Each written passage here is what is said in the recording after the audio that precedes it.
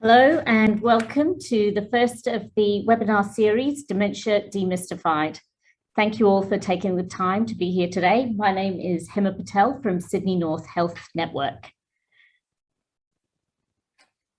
The Northern Beaches Dementia Alliance wishes to acknowledge Australia's Aboriginal peoples, the traditional custodians of the land on which we meet and work.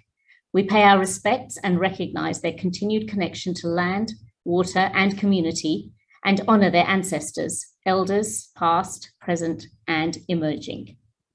The Northern Beaches Dementia Alliance was formed in August 2018. It consists of aged care, dementia and healthcare professionals, as well as community members, people living with dementia and their carers. So the partnership includes Northern Beaches Council, Sydney North Health Network, CCNB, which is Community Care and Wellbeing Northern Beaches, RSL Lifecare at Home, and Just Better Care Northern Beaches and Northern Suburbs. The Alliance aims to create a dementia-friendly community on the Northern Beaches to support people living with dementia to have a high quality of life and to be understood, included, and accepted.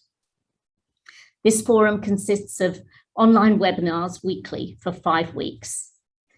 We kick off the series today with Dancing Around Dementia, Strategies for Prevention.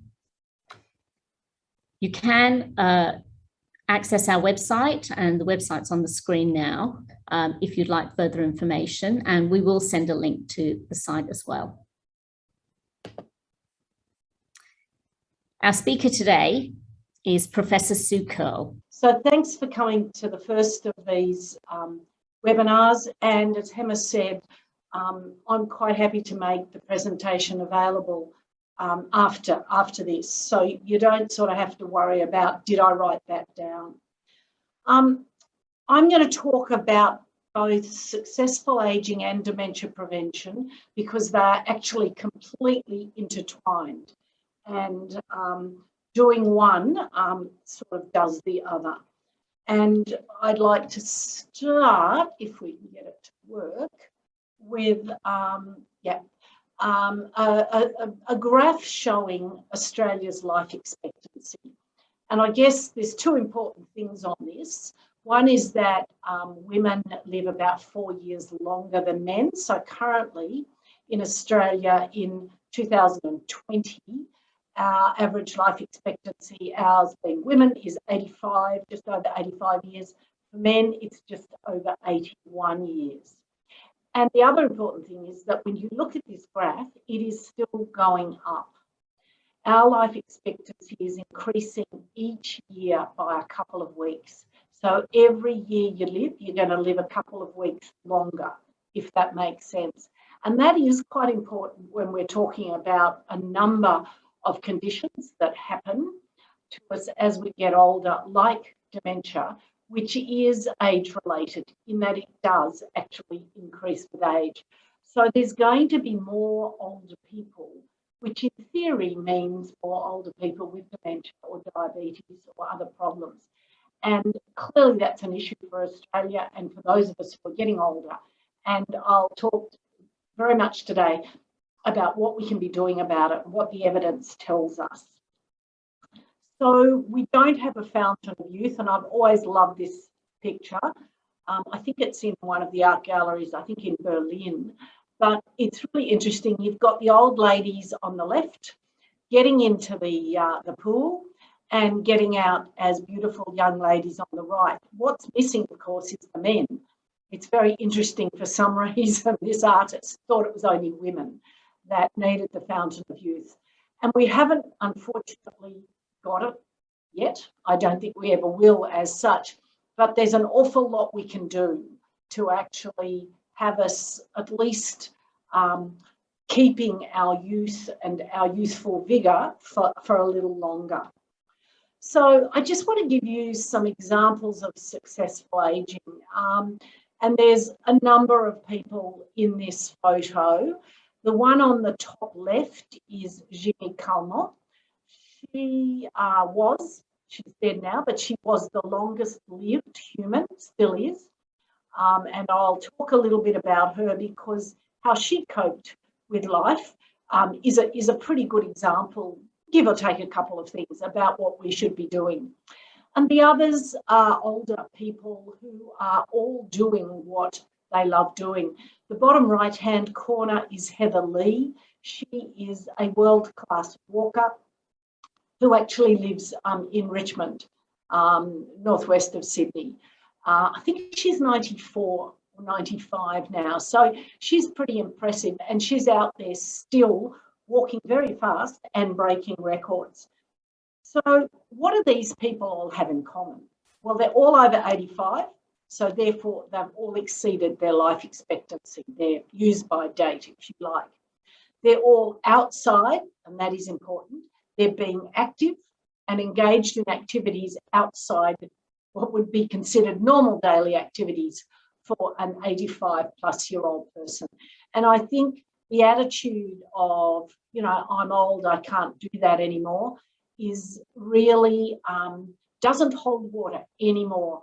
I had to convince a 96-year-old patient of mine that she shouldn't complete all of 10 tandem parachute jumps by the time she was 100, because it actually wasn't doing a lot for her spine. She did have osteoporosis, but she was absolutely convinced she wanted to do it, and she loved doing it. So it's having that attitude, I can do that, within certain limits. The one thing when people say I can do that and I say don't is going up ladders. I don't think anyone should go up a ladder after about the age of 40, because they certainly keep orthopaedic surgeons and others in business. The important thing about these people is they haven't let age get in the way of doing what they want to do, and that is certainly really important. So coming back to Jenny Calment, and any of you that have heard me speak before will know that this lady is my pin-up lady.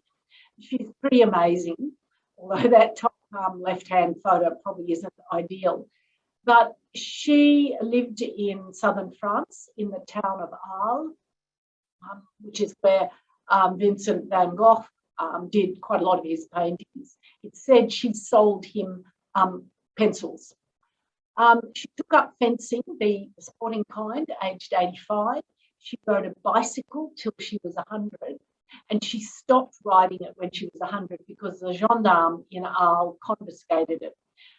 Jenny Calment had macular degeneration, so she wasn't seeing terribly well, and after she'd run into a couple of people and knocked them over, apparently they confiscated her bicycle.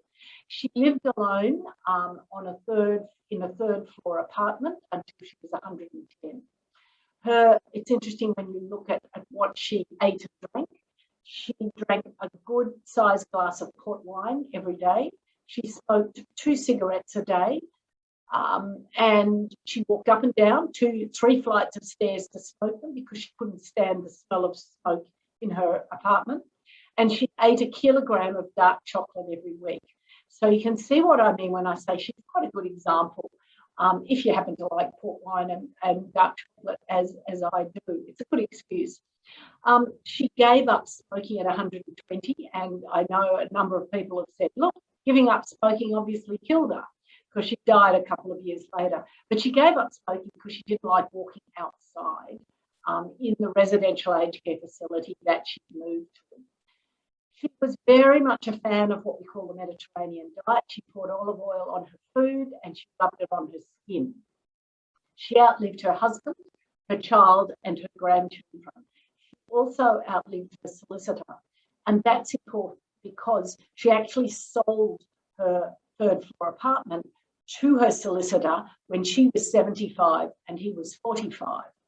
Unfortunately, and in France, you have this ability to live in your property until you die, even after you've sold it. She outlived her solicitor, who subsequently, obviously, he eventually got title, but it was his family that eventually got the apartment. She died at 122 and a half. She was frail. She had poor hearing and her vision wasn't great, but she didn't have dementia. And I think that's really interesting when we think of what can we do? What are the things we can do to prevent dementia? Because I think it's probably dementia is one of the things older people really fear the most. And I speak as someone with a mother, currently aged 94, with dementia. She's in residential care here in Northern Sydney, and my grandmother who lived with us until she died. She also had dementia. So I really am aware of what might be facing my children in a few years' time if there's things we don't do. But just briefly, I want to mention successful aging.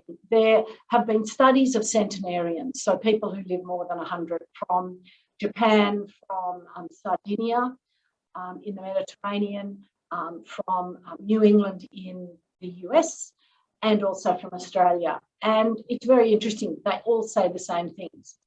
For successful aging, it's really useful to have the right genes because we know health and longevity are hereditary. But they're not everything. They're only a very small part, really. But if your mum lived to 100, you're quite likely to live for quite a while, unless you happen to walk in front of a bus or are unlucky enough to get perhaps an incurable cancer. The second thing, and this was Jeannie Calment to a T, is you have to have the right personality. Being positive, being a glass half full person is really, really important. And you can change a little bit if you're negative. You can certainly become a bit more positive in your outlook, and I think that's important. This third one is probably the most important thing that I want you to take away from today, and that's to be physically active. The evidence for staying physically active just gets stronger and stronger every month. Thousands and thousands of papers have now been published on the benefits of physical exercise, and I'll talk a little more about that.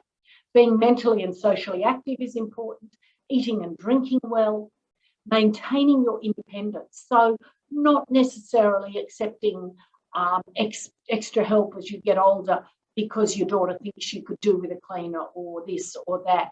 You try and do the things you can do until you really can't do them. And the last thing is avoid disease. And while that's pretty obvious, there's a lot of people that don't get their blood pressures checked, don't get their cholesterol checked, and don't necessarily get vaccinated regularly. And that's everything from flu vax to obviously currently the COVID vaccine. So I want you to remember those when we talk about what we do in dementia, because they're awfully similar. So what are we talking about when we talk about dementia? The word comes from the Latin demens, which means out of mind, and it's I guess describes it. But dementia is the progressive, irreversible syndrome of impaired memory, intellectual function, changes in personality and behaviour that cause significant impairment in day-to-day function. So you can have memory problems or not be calculating as well, or even maybe have some changes in personality. But if they're not affecting your day-to-day function, then that is not dementia. And I think that's really important. And it's something I certainly focus on. I see people who clearly have short-term memory problems. They've been sacked by their bridge partner because they're not performing at the right level, but they don't have dementia. And with memory problems that we call mild cognitive impairment, only about 10 to 12% actually go on each year to develop dementia. So I think it's important to say, while you might have memory problems, that doesn't necessarily mean you're developing dementia.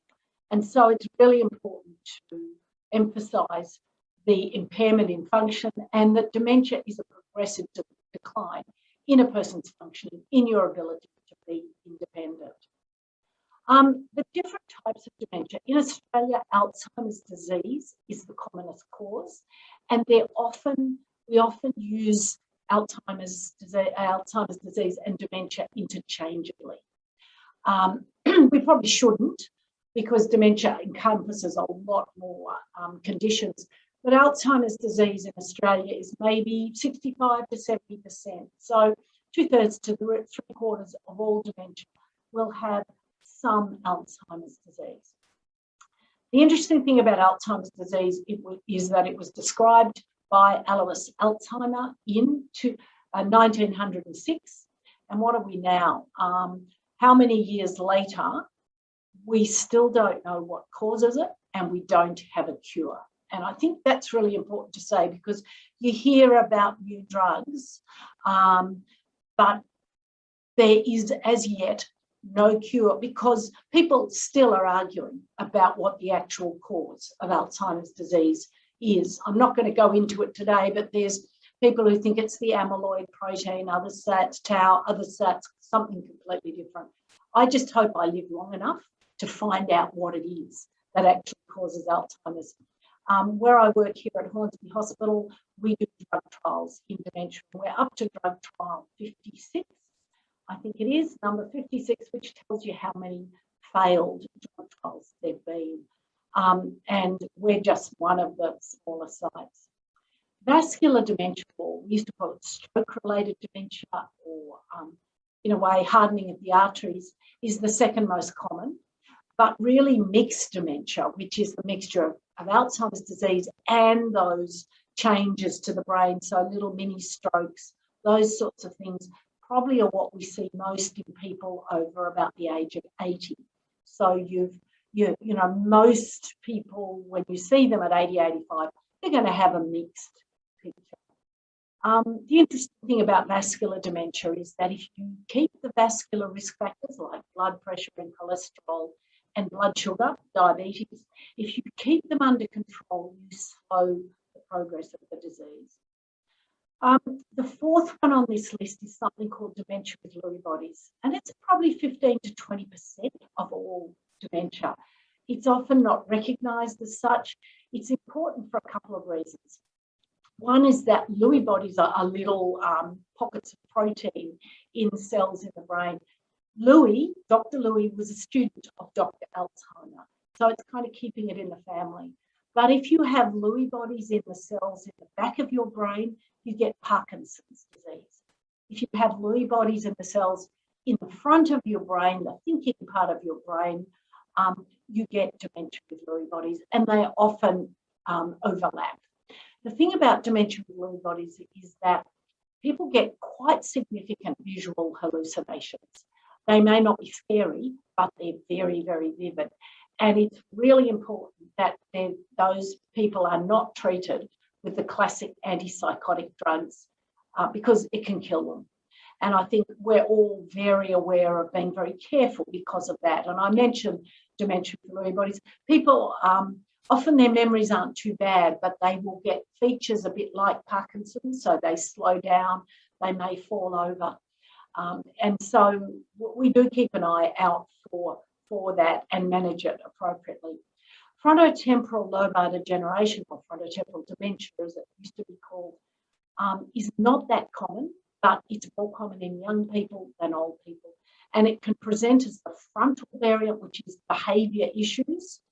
And I've seen 50 and 60-year-olds with this. In fact, one man had just gone through his third divorce, having remarried twice. And it was probably because he had the frontal variant. He was just making really silly decisions. And we do see that quite often.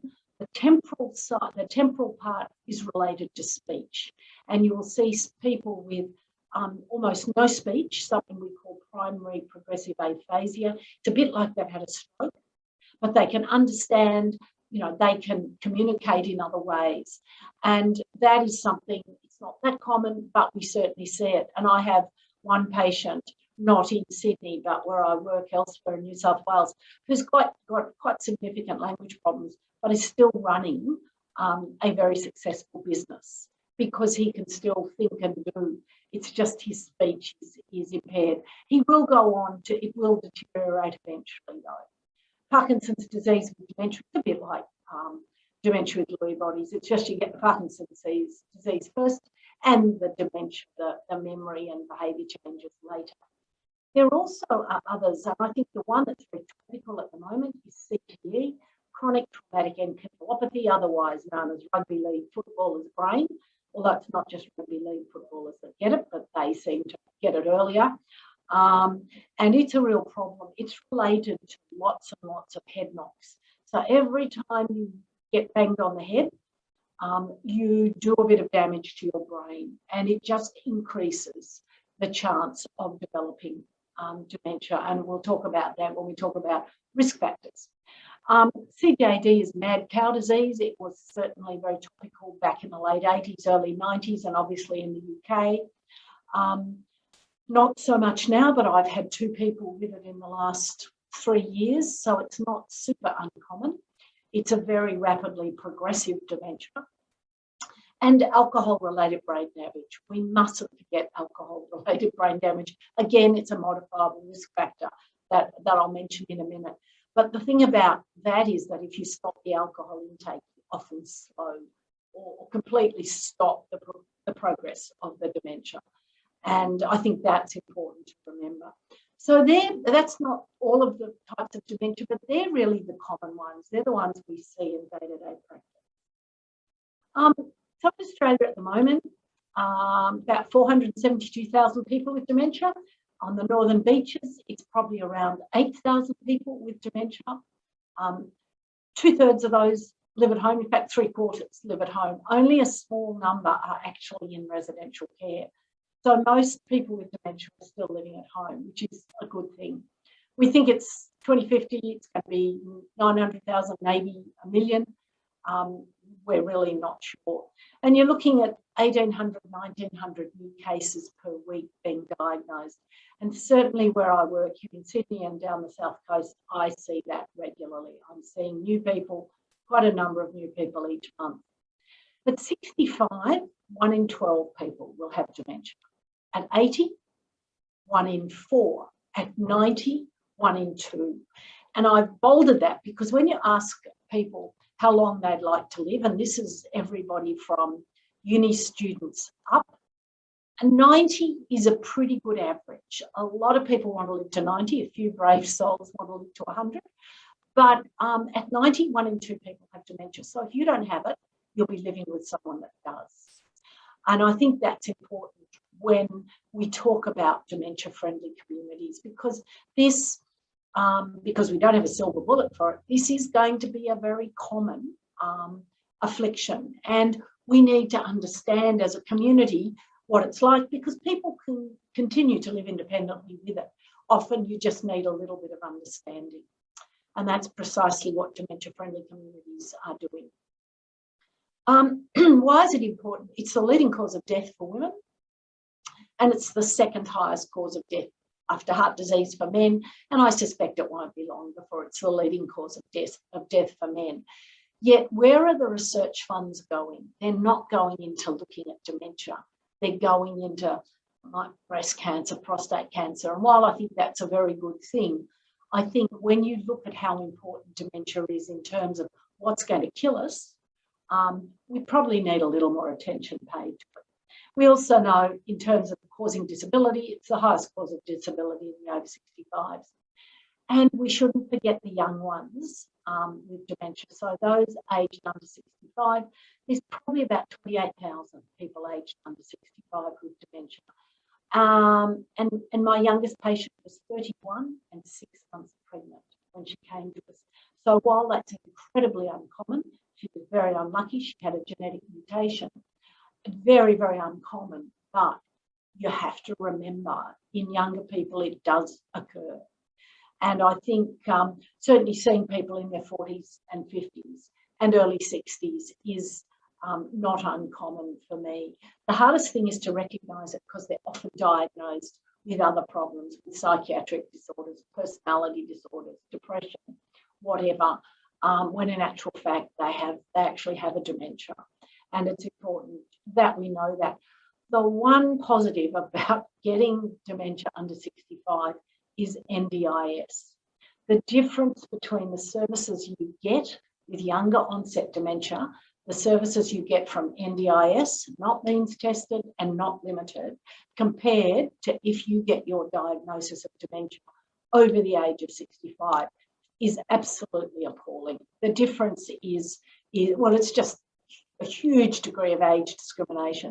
So I've got people in their early 60s who get $160,000 a year packages of support for their dementia and can stay at home and can do things, and it makes a big difference. You get the diagnosis at 66, you're out on the aged care system. And if you've got means of your own, you don't get any real assistance until you're at a level 4 home care package when it becomes worthwhile to accept that. But you're getting maybe 12, 16 hours a week of care maximum, unless you pay for it yourself, compared to what you get on NDIS. So that is something, certainly, as someone who is over the age of 65, I feel fairly strongly that there shouldn't be that degree of discrimination. But that's another whole story. So we know this, it sounds terrible, it sounds dire, but the important thing is many cases of dementia can be prevented. And we've got really good evidence for that now. But what is interesting is what the community believes. And I just put this slide up, it's a bit busy, but some Australians in South Australia, Monica Cations and colleagues, did a review of a whole lot of studies looking at people's knowledge of dementia. And I was particularly interested in their knowledge of dementia prevention. And this is scary. About half of the people, and these are studies from the US, the UK, Canada, Europe, half people thought that dementia was a normal part of aging. It isn't. That's the first important thing to say. Approximately half of them thought there was nothing you could do to prevent dementia. Untrue again. But fortunately, 40%, so I guess that's sort of the other half of the people thought there was nothing you could do. They believed they could act to reduce their own risk, and that's what I'm talking about today. It's interesting, 70% believed alcohol excess increased dementia risk, so that's correct. 60% believed stroke, that's correct. Stress, oh, maybe not. And infection, no. So it is interesting, the beliefs that are out there. What is worrying is that less than 50%, so less than half of all the people surveyed, and these were very big studies, believe that high blood pressure, high cholesterol, depression, or low education were risk factors. So I hope I'm going to convince you otherwise. And only 40% believe that physical activity reduced dementia risk. So thinking about what community attitudes are, let's look at what you can do. This is a fairly detailed diagram, but it actually kind of says it all. So in 2017, The Lancet, which is, I guess, one of the world's preeminent medical journals, did what was called a commission on dementia, and they published a very large article, about 60 or 70 pages, on dementia risk, management and care, and that was 2017. It was updated last year, and you can Google, if you Google Lancet 2020 dementia risk, you'll get it. It's freely available on the net if you Google it. But what this particular graph does is look at the potentially modifiable risks and where they're important. So in early life, it's education, but never stop getting education. I think that's really important, but it is quite important. You can see it contributes 7% to the risk of dementia, so low early education. In midlife, and the one that hit us all when this came out 2017 was hearing loss. That was not on my original list, but we know now hearing loss in midlife is important. So if you're deaf, get hearing aids and wear them, because we know 80% of hearing aids stay in the drawer. You need to wear them. Traumatic brain injury. Remember I mentioned CTE, chronic traumatic encephalopathy, as in disease of the brain. Brain injury is really important. Hypertension, high blood pressure, 2%. Alcohol, more than 21 drinks a week, it's quite a lot, increases your risk by 1%. If you reduce it, it decreases your risk, and you've got obesity there as well. Further down in later life, clearly smoking is important. And then you've got depression, social isolation, physical inactivity, air pollution, and diabetes. And it's interesting because it looks like physical inactivity is a small amount, but the effect of physical activity is actually much greater than that. But you can see that there's at least 40% of risk factors are modifiable. Now, there's that diagram, but I actually much prefer this one. And I think this is really, really a useful one. And maybe it's one we can put out for the through the primary health network. But it says the 12, it says basically what that slide, the previous slide said. looking at physical inactivity, smoking. Again, excess alcohol consumption. Air pollution is a new one, and I think that's really important. And, you know, it really does add weight to the whole arguments around global warming and reducing emissions. Head injury, I've mentioned a few times. So, you know, wear a helmet when you're on the bike. Try not to bump your head. In Europe, they apparently reduced the weight of the soccer ball for the over 40s groups because of heading. Every time you head a soccer ball, it's a minor head injury. The socialisation is important, so you're not getting stimulated, your brain's not working, and that's really important. Lower education, obesity, definitely an issue. High blood pressure, diabetes, depression, and hearing impairment. So I've mentioned them all, they're there. So does prevention work? So we've got all these lovely diagrams. Does prevention work? And the answer is actually yes, because there have been some very interesting studies. There's one called the Finger Study, which is actually a Finnish geriatric study, and it's got a longer name, but it's been going now for, well, it's about 8 years. But they did a 2-year intervention study of good diet, lots of exercise, cognitive training, so getting the brain working, the kind of Sudoku and crossword sort of thing, and watching your vascular risk. So vascular risk is blood pressure, cholesterol, and blood sugar. So watching those versus a control group. So the control group just had health education and met together, but they didn't do anything major. It was a randomised control trial, so people were randomised either to the active group of diet, etc., or the control group, and it was done by a computerised allocation system. So there was no way you could say, I want to do that or I don't want to do that. You went into whichever group you were put into. And there were 1,260 people in the study. It was going to go for much longer, but after 2 years, they realised that it did actually improve cognitive function, or at least maintain it in some people, improve it in others. And these were older people who had a risk of dementia because they had a family history or they had some vascular risk factors. And after 2 years, they stopped the study because they said they couldn't ethically keep it going and leave the control group without people. So we know it works at that, if you like, individual trial level, but it's really obvious from the very large cohort studies, which are studies of large groups of people that they enroll, 20, 30, 40 years ago and follow them up regularly. Certainly studies, there's the Amsterdam study of the elderly. Framingham is probably the best known one. It was one done in Massachusetts where they recruited people after the war, quite young, and they followed them through. It's given us a huge amount of information about risk, particularly heart disease. But all those studies, when you compare two groups of older people 10 years apart, it shows that after 10 years, there's a lower incidence than there was in the group 10 years earlier. There's a lower incidence of dementia. So something is decreasing the numbers in this group, even though they're getting older. And it's thought to be due to better management of risk factors like blood pressure, cholesterol, sugar, and higher education levels. They haven't decided if it's extra activity yet, but there's certainly evidence there. So I think we can say these things work.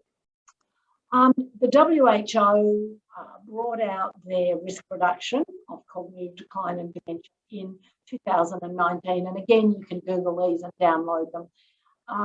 It probably doesn't say a lot more than I've already mentioned with the Lancet Commission, but this is just one of the pages. And I think it says very clearly, physical activity interventions, that's their first, they're most important, that physical activity should be recommended to adults with normal cognition to reduce the risk of cognitive decline, and also, quite importantly, physical activity should be recommended to adults with mild cognitive impairment to reduce the risk of it getting worse.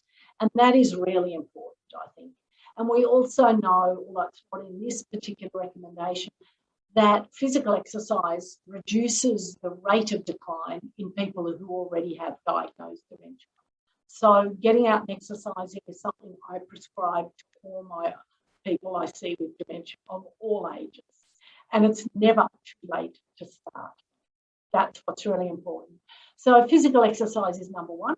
Tobacco cessation, I probably don't need to say any more about it, but it is really important that we stop smoking and vaping as well. And I do laugh. I heard someone speaking the other day about how they didn't want the COVID vaccination, because they didn't want to put anything foreign into their bodies. And then there was a photo of them walking outside and vaping. And I thought, have they any idea of all the foreign substances in the vaping fluid? I mean, I just thought, you know, that's a crazy excuse. And I think tobacco is a bit of an issue. And the third one that I put up here, because it's third on the WHO list, is nutrition. And it's something we can all be doing something about. And they say the Mediterranean diet can be recommended, and certainly a healthy, balanced diet. So I think, you know, there's absolutely no question that there's a lot of things we can do. So when it comes to, and we've seen that before, when it comes to being physically active, my prescription, and I write it on my script pad quite often, 30 minutes of brisk exercise 5 times a week. It's 150 minutes a week. It's not very much. But brisk exercise, getting puffed, flushes out your brain with oxygenated blood. And that is so good for the brain. It gets everything happening.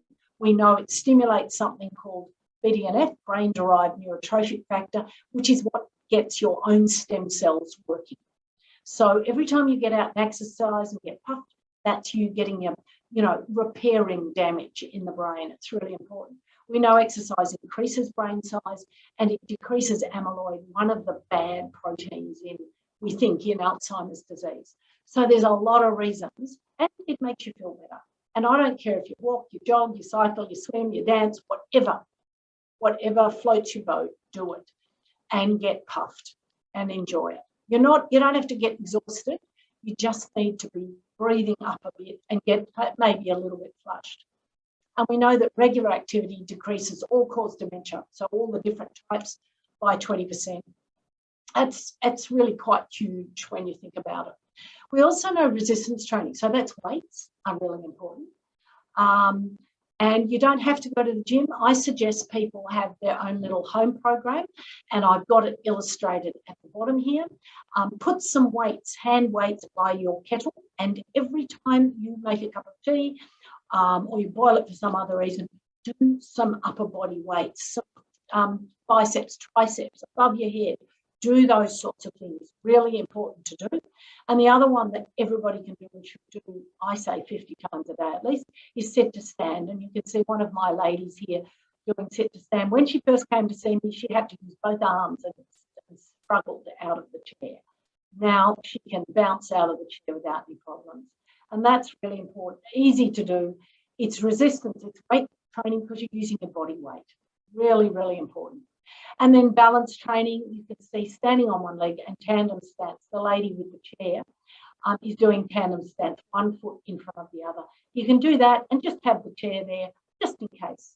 And things like dancing, I just think get out there and dance if you love doing that, because that is just such a good way. You're using your body and getting a bit puffed, but you're also thinking about it. So you're using your brain and you're socially interacting. So you're ticking a whole lot of boxes. For mentally and socially active, develop mental activities, develop your social networks. I know it's been hard in COVID, but hopefully we're coming out of that. Learn a new language, play a musical instrument, play Scrabble, Boggle, Tetris, whatever, chess, whatever you like, do it. Join social activity groups, menship. The women's version, I think, is called Stitch and Bitch. And certainly when my children were very little, we had a cross-stitch group that met once a week. And I think we did more bitching than stitching, but it was a really good interaction. Youth 3A is wonderful. I would encourage everybody to get involved with Youth 3A, Probus, Rotary, whatever. Get involved, become a volunteer. Goodness knows we need them in the hospital, in residential care. And get out, go to concerts, theatres, galleries, again, now that you can, or we're going to be able to very soon, hopefully. Eating well. The Mediterranean diet, there is so much evidence for why it's good. So lots of vegetables, nuts and legumes, not something that we were used to as children when we had the meat and 3 veg. It's much more, use more of, chickpeas and beans. Use the good oils, olive oil, and think about fish, more fish, and less dairy and meat. Or if you're going to use your dairy, use the low-fat version, because dairy is actually very good in terms of getting protein and calcium. So it's balancing everything. Don't eat the saturated fats, the processed foods, the fast foods, packaged foods. Avoid. It's low to moderate use of alcohol, so 2 drinks a day or up to 10 a week, but you need to have 1 alcohol-free day a week. And it's interesting because the recommendations have gone down each year, but I think it's still pretty clear that you can have a moderate amount of alcohol as long as you have your alcohol-free days and enjoy it. Binge drinking is no good. It pickles your brain and it wrecks your liver. The use of curcumin, which is the yellow pigment in turmeric, is very interesting, and there's ongoing work on can we prevent some of the changes in the brain with the use of that. And there's also some really interesting work going on about the gut microbiome. So that's what we've got, the bugs in our gut, because that may influence brain function through reduction in inflammation. And there's work going on with dementia, but also Parkinson's. And just to mention a few others that we're asked at, certainly the risk factors, so blood pressure, cholesterol, diabetes, obesity, work on those. I've mentioned smoking, I've mentioned deafness. Treating depression is really important, avoiding head injury, being aware of air pollution. I think we've all got used to wearing masks, and I'm sure that will help things because the masks do take out some of that particular matter. I mentioned these other 2 drug ones because I'm often asked. HRT in women, it got bad press back at the beginning of the 2000s, but in actual fact, estrogen taken from menopause improves memory and it decreases mortality. There are a few increases, a possible increase in breast cancer and a possible increase in venous, in blood clots, but pretty small, and most people know who they are and they won't take it. So it is important. And the other interesting one is the non-steroidal anti-inflammatory drugs.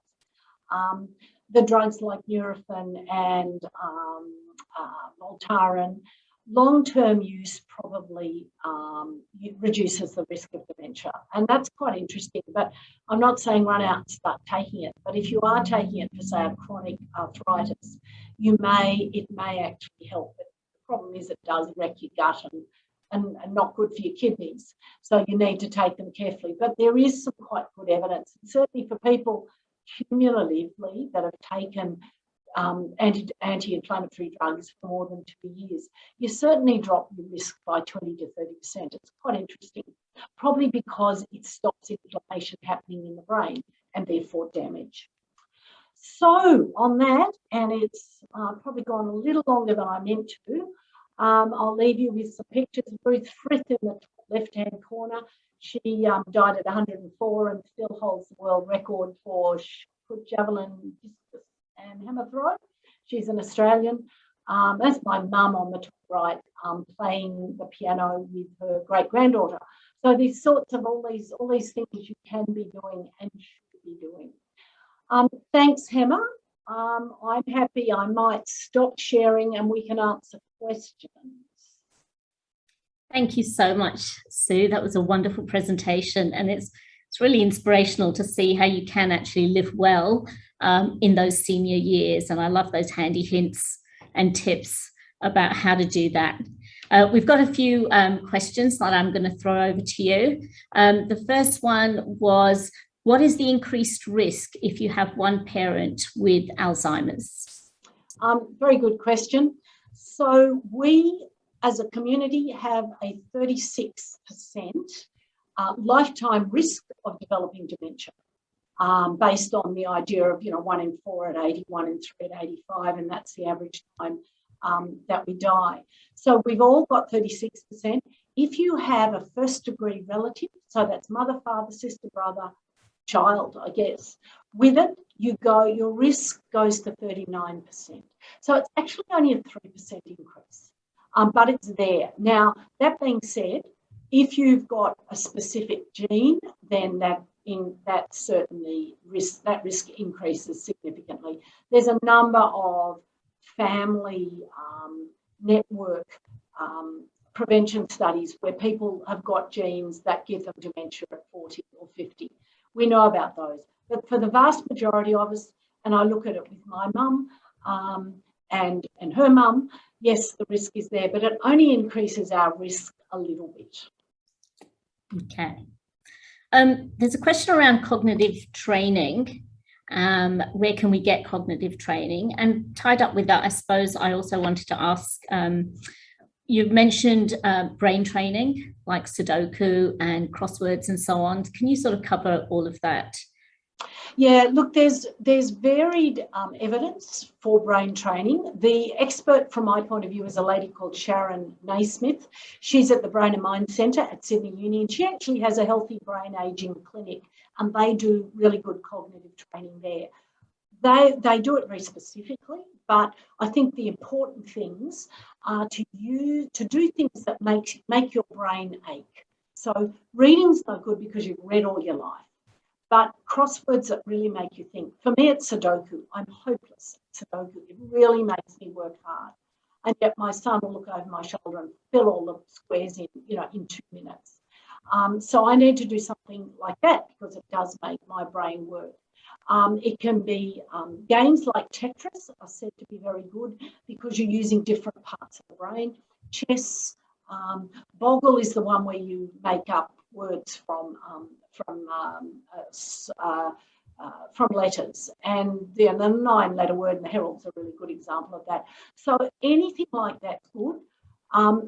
The jury's still out on the best way to do it. I tell people to get the Find a Word books from the newsagent because it's got to be something you're just not used to doing, and that's really important. Right. Is there evidence for low-dose aspirin reducing the risk of vascular dementia? Good question. We now know that we shouldn't be taking low-dose aspirin, except if we've had stents, coronary artery stenting done, or there's actually a specific reason. So the very large Aspire study, which was mainly done in Victoria but had people from all over Australia, showed that there is no extra benefit to taking low-dose aspirin. Yeah, look, I think if you've got evidence in your brain of tiny little mini strokes, my advice is maybe it is good to take it because it reduces that risk of platelet clotting. And I think if you can say there is vascular disease, then maybe a half an aspirin a day or the CAR-T of the 100 milligram will work. There isn't a lot of evidence for it, but we do know it does reduce the risk of stroke slightly. So you'd have to sort of, if you extrapolate that, say, yes, it will help. Okay. And at what age does the plaque start building in the brain? About 20 years before you develop the symptoms. So it is very interesting that Alzheimer's disease happens in 40-year-olds and 50-year-olds. Alzheimer's dementia, so when you actually get the symptoms and signs, happens in your 60s, 70s, 80s. So we know you get changes in your brain for 20 to 30 years before you actually have symptoms from it. So that's why it's so important in midlife to do all the right things and get there and do the exercise, because that mitigates against those nasty changes that are happening. Wow. The next question, it says, you mentioned loss of memory is not necessarily dementia. So if a person is in their late 70s and has memory problems, should you bring up dementia, and how would it be diagnosed if it was dementia? I think you have to ask, has there been a change in function? So lots of people get memory problems. Lots of people get tip of the tongue syndrome. I get it, There's a word I want to say and it takes me several seconds to think what the word was, or forgetting a name. That is actually quite okay as you get older. In fact, you even see it quite often in younger people. But if your memory problems are affecting day-to-day function, so you can't remember how to use your mobile phone, you can't remember how to turn that washing machine on, you forget how to make some recipes, you forget how to put the key in the car, very automatic things. Any of those changes in function, that's the warning flag for me. They need to talk to their GP about seeing someone to look at memory testing, and we tend to do it on a mixture. We make a diagnosis based on the person's history, the informant, so what the family says, and then what we see when we actually test the person. We have a number of different memory tests that we use, from simple to detailed. If there's any sort of questions, we try and involve a neuropsychologist, because they do the psych testing for the really difficult ones. But I will often see people 2 or 3 times, and then, over maybe 6, 12, 18 months. And it's very clear they are getting worse. Okay, they're probably tipping over the edge due to dementia. But I had one lady for 18 years. Her memory tests were not good, but they never changed. And she kept living at home independently. So she was a really good example of mild cognitive impairment that never changed into dementia. And I do see that quite often. I've seen people 6, 8 years after I first saw them. And their memory, they're a little older, a little frailer, but they're still coping independently at home, they're still driving without problems. So it's important, if it affects function, that's my red flag. Come and see us. Okay, that's clear. I've got a couple of questions around cortisol and anxiousness, and just generally talking about cortisol. So I wonder if you can just elaborate a little bit on that. Yeah, the whole issue of stress.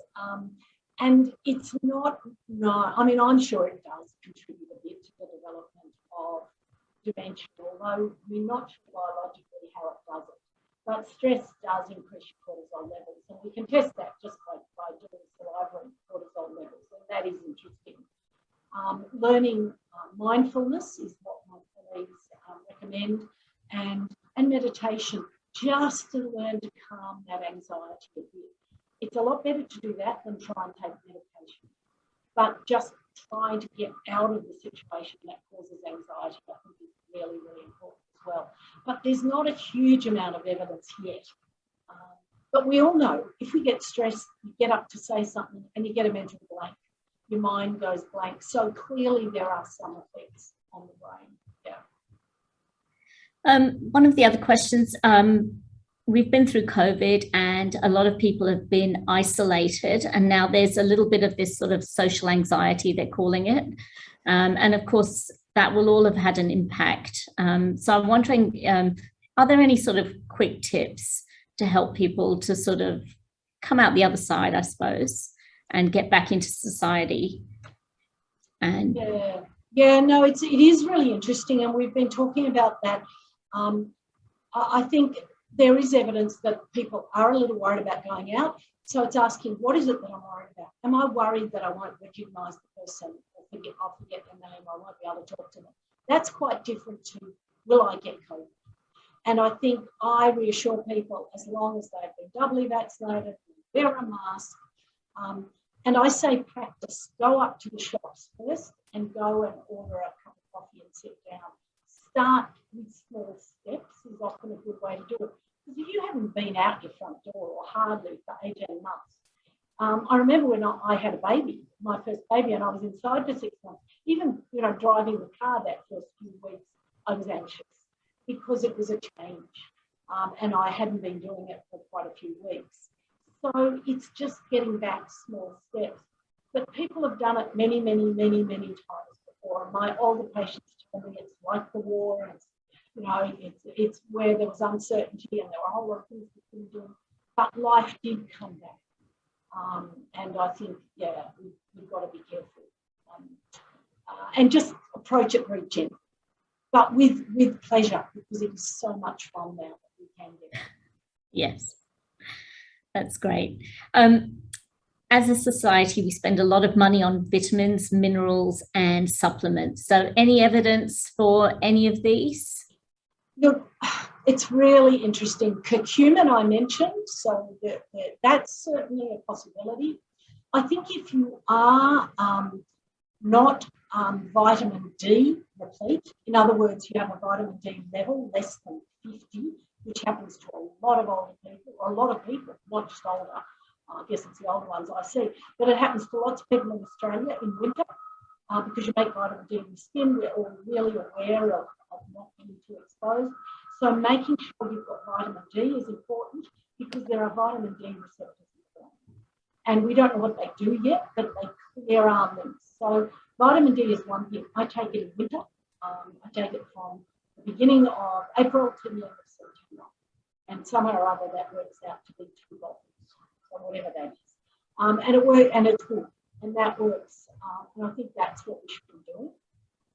In terms of vitamin E, there is evidence that vitamin E slows functional decline, but we're not sure how much. And it kind of got thrown out because people said, oh, too much vitamin E causes heart disease. I don't take vitamin E. I do take fish oil because it's good for my joints as well as my brain. I think there is some evidence for that, but you don't need to take a lot. If I was asked, it's probably more for the joints than the brain, but it certainly is useful. And making sure your vitamin, your B group are good. I think if you eat a really good balanced diet, you probably don't need very much other than vitamin D. And so, yeah, we do spend a lot on this. I'm a bit of a believer in vitamin C. My husband isn't. It's the cause of arguments because I get far less colds than he does. And I'm convinced to vitamin C. I don't know. My mum put me on it, nearly 70 years ago for the first time, and we've always taken it. But I think there's only really evidence probably for vitamin D and a bit less for curcumin and possibly at the moment. But there will be more, I'm sure, evidence coming. There was one on hormone replacement therapy, and I think it's really important to address this. HRT was quite common until about 2001. We had a very big study published by Wyatt, the Women's Health Initiative study, that seemed to show that older women were more likely to develop dementia, and they were more likely to get breast cancer and get clots if they were on HRT. The big problem was, and I remember saying this at the time, they started people at age 70 in this study. Now, we don't get menopause at 70, we we get it at 45, 50, 55. The evidence now, and I think there's a number of papers you can quote, is that if you start hormone replacement therapy at the time your hormones drop off, so at menopause, you can certainly continue it for a while safely. No one's sure for how long, and there's a number of studies following people through.